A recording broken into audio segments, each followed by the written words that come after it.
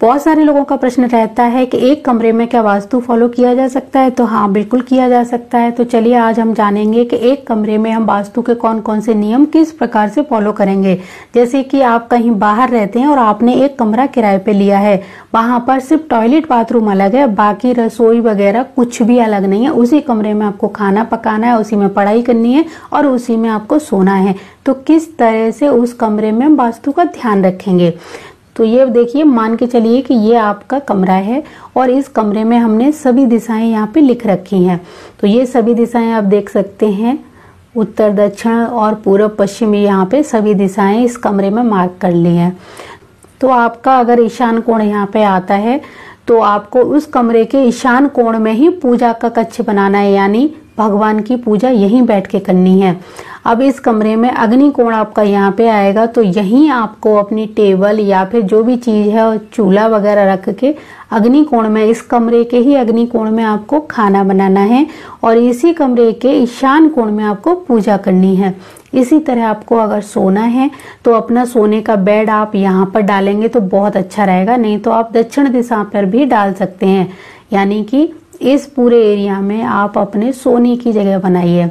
इसी तरह पानी की जो व्यवस्था आपको करनी है वो इस एरिया में करिए, यानी उत्तर के एरिया में आप पीने का पानी रखिए। छोटी सी बाल्टी या मटका कोई हो, बस वो यहाँ पर भर के रखना है, बहुत ज़्यादा यहाँ पर वजन नहीं डालना है। आपको सोफा, बेड या कोई भी ऐसी चीज़ जो भारी है, अलमारी वगैरह, वो सभी आपको पश्चिमी दीवार पर लगानी है या फिर पश्चिम और दक्षिण की इन्हीं दीवार पर आपको लगानी है। उत्तर पूर्व दिशा में आपको बिल्कुल भी वजन या भार नहीं डालना है। जो भी अलमारी है वो आपको यहाँ लगानी है।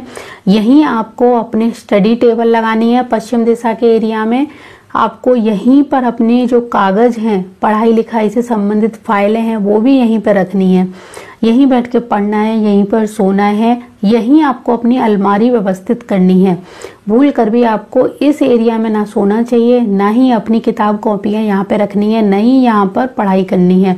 तो आपको इस कमरे में भी ये चीज़ पूरी फॉलो करनी है जो पूरे घर में होती है। ब्रह्म स्थान वाले एरिया में कोई चीज़ ना डालें, इस बीच के सेंटर वाले एरिया को बिल्कुल खाली रखें। पढ़ाई की टेबल, अलमारी और बेड आपका यहाँ रहेगा। खाने की चीज़ें आपकी यहाँ रहेंगी। इसके अलावा पूजा आप यहाँ पे करेंगे। इस एरिया में पानी रखेंगे। अब आपको सिर्फ इस कमरे का मुख्य द्वार देखना है कि वो किस दिशा में है। जिस दिशा में भी हो, अगर वो सही है तो कोई बात नहीं है, और अगर वो गलत है तो आप उस दिशा के जोन का पेंट करके उस दिशा को सकारात्मक बना सकते हैं। तो आपने देखा किस तरह से हम एक कमरे में भी वास्तु को फॉलो कर सकते हैं। अगर आप इस तरह जो चीज़ें बताई गई हैं अपने इसी कमरे को व्यवस्थित करेंगे तो इसके बहुत बेहतरीन रिजल्ट आपको देखने को मिलेंगे। बस आपको इतना ध्यान रखना है कि उत्तर पूर्व दिशा को भारी नहीं करना, उसको बंद नहीं करना है। अगर इस तरफ खिड़की दरवाजे हैं तो उनको अधिक से अधिक खुला रखिए और दक्षिण पश्चिम की दिशा में ही पूरा भार यानी वजन डालना है।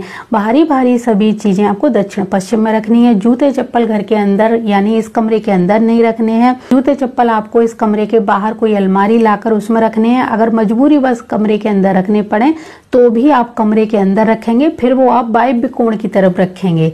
बस इतनी ही बातें हैं जो आपको इस कमरे में फॉलो करनी है। अगर 2 कमरे हों तो दोनों कमरों में सेम तरह से ही फॉलो करें। आप बस दिशाओं के हिसाब से उनकी चीज़ें सेट करते जाइए और रिजल्ट आपको दिन पर दिन बहुत ही ज़्यादा अच्छे देखने को मिलेंगे। वास्तु का कोई भी उपाय करने के कम से कम 20-25 दिन बाद आपको थोड़ा थोड़ा अनुभव होने लगता है। कई बार तो जब ऊर्जा बहुत अच्छी होती है तो हमें 24 घंटे में इसका प्रभाव देखने को मिल जाता है और कई बार हमें कुछ लंबा इंतजार भी करना होता है। तो अब अगर आप किसी एक कमरे में भी रहने जा रहे हैं, चाहे वो होटल का हो, चाहे वो घर का हो, चाहे किराए का हो, उसको इसी तरह से सेट करिए।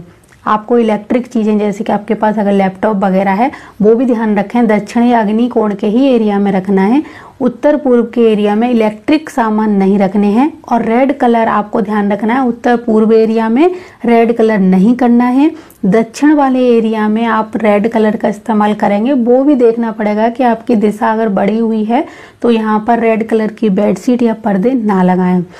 उत्तर दिशा में लाल और पीला रंग अच्छा नहीं होता है, ये आपकी परेशानी को बढ़ा सकता है। इसी तरह दक्षिण वाले एरिया में काला और नीला रंग अच्छा नहीं होता है। तो इस तरह से कलर का भी आपको ध्यान रखना है और कमरे के वास्तु का भी ध्यान रखना है, और फिर देखिएगा आपके काम कैसे नहीं बनते हैं।